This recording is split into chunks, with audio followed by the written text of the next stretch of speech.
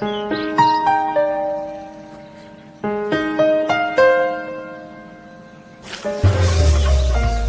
अरे डरो मत, मैं तुम्हें कुछ नहीं करूंगी।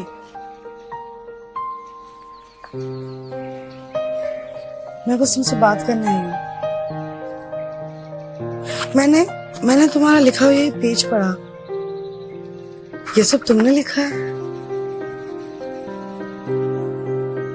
देखो, तुमने अगर सब ये खुद लिखा है, मैं तुम्हारी मदद कर सकती हूँ।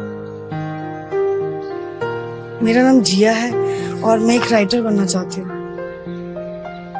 तुम्हारी लिखाई में एक जादू है और ये जादू पढ़ने वाले के जिस्म में उतर के कहानी के अंदर पहुंचती है।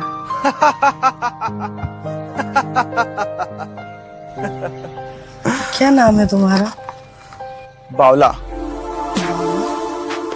बावला कहते हैं यहाँ के लोग हमें, लेकिन हमारी नजर में ये सब बावले हैं। औरत के जिस्म की भूख ने इन सबको बावला कर दिया। बस यही की कहानियां मैं इन रद्दी के पन्नों पर उतार देता हूँ। Sound interesting. क्या मैं तुम्हारी लिखी कहानी पढ़ सकती हूँ? क्यों नहीं, ये लो।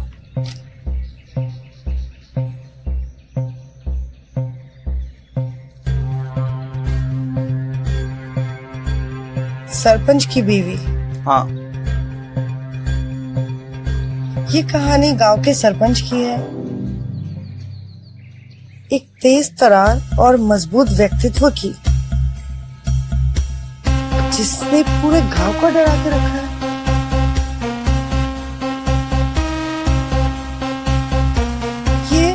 ये पढ़ के मैं इमेजिन तो कर पा रही हूँ, पर कोई चेहरा जहन में नहीं आ रहा। क्या होती है कहानी?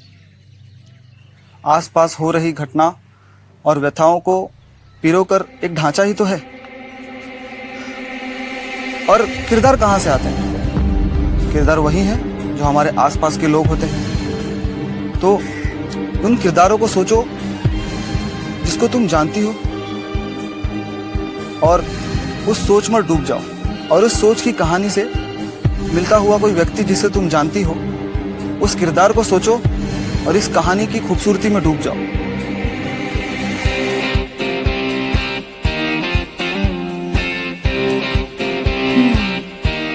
सरपंच की बीवी।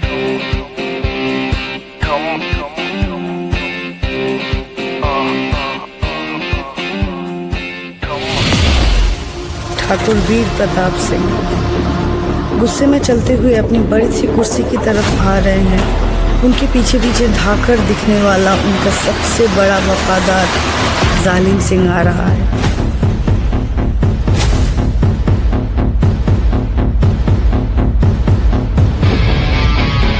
उनकी कुर्सी के पास एक मार खाया हुआ हट्टा कट्टा नौजवान घुटनों के बल बैठा हुआ है। सरपंच जी अपनी कुर्सी पर बैठते हैं। आलम सिंह, इस घटिया जानवर को हमारे सामने क्यों लाए हो? ले जाओ उसे, हमेशा के लिए इस गांव से बाहर निकाल दो। किसी और की बीवी की आबरू लूटने वाले को इस गांव में रहने की कोई इजाजत नहीं है। चल, ले जाओ।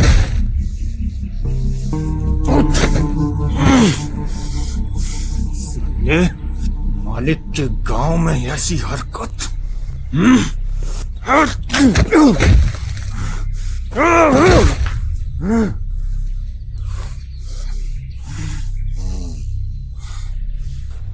और कुछ मालिक?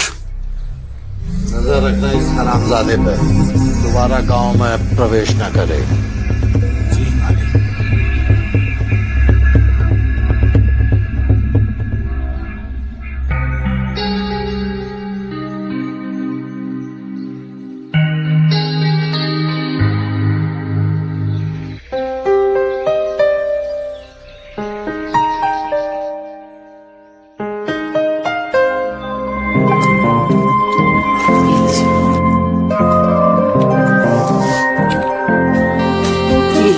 एक और बस मालकिन।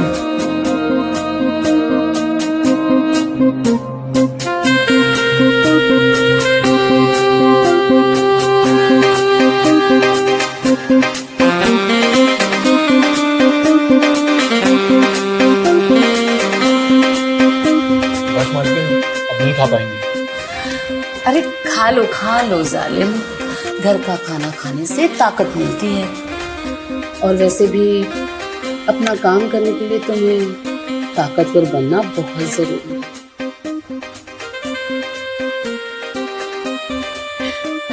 मेरा मतलब है, अगर इसका स्वास्थ्य सही रहेगा तो वो अच्छे से आपकी सुरक्षा कर पाएगा ना। देखा जालिम सिंह, हम कितने भाग्यशाली हैं जो इतनी अच्छी बीवी है। अब तुम भी ऐसी बीवी अपने घर ले आओ जल्दी, समझे?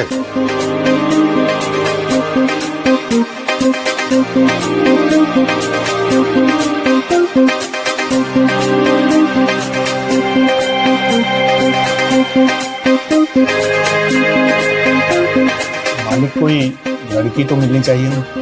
अरे दिन रात अगर बंदूक लेके सरपंच जी के पीछे पड़े रहोगे तो कैसे मिलेगी लड़की? हम हैं ना। अरे मतलब हम ढूंढ के लाते हैं ना तुम्हारे लिए एक खूबसूरत और जुझारू लड़की। जी मालिक।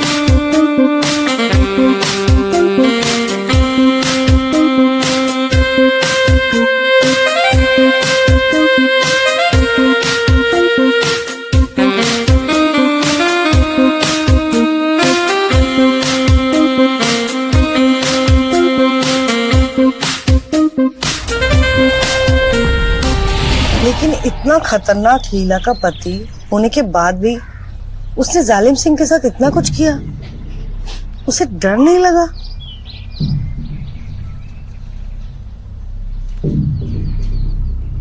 ये लो, आगे बढ़ो। दिन भर काम करके थक हारे सरपंच जी अपने कमरे में पहुंचते हैं। दिन भर काम करके थक हारे सरपंच जी अपने कमरे में पहुंचते हैं। भीतर पहुंचते ही उनकी नजर कमसिन कली बनकर बैठी लीला पर जाती है।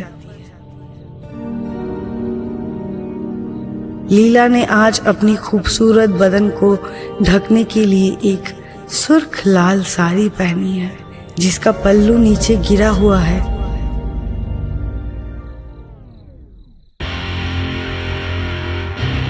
सरपंच की आंखें उसके गोरे बदन को ऊपर से नीचे तक निहार रही है। तभी लीला पानी का ग्लास उठाकर अपनी बड़ी सी छाती पर पानी गिरा देती है।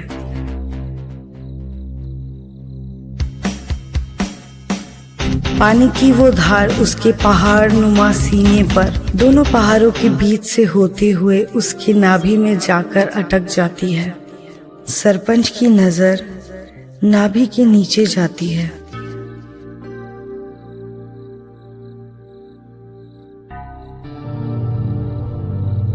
सरपंच सिर्फ दूर से इस कुएं को देखते ही रहोगे या इसका पानी पी के अपनी प्यास बुझाओगे? मैं उसके लिए ही तो आया हूँ, जाने कब से प्यासा हूँ। तो आओ, डूब जाओ इस कुएं में और अपनी प्यास बुझाओ।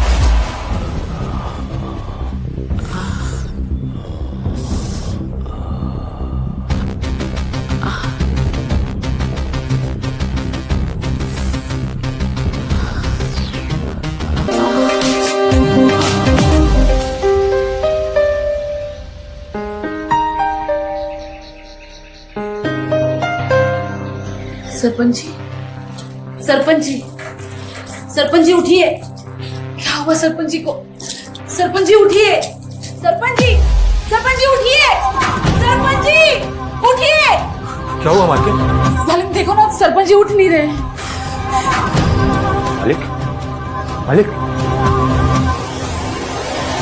मालिक, इनकी सांसें नहीं चल रही हैं।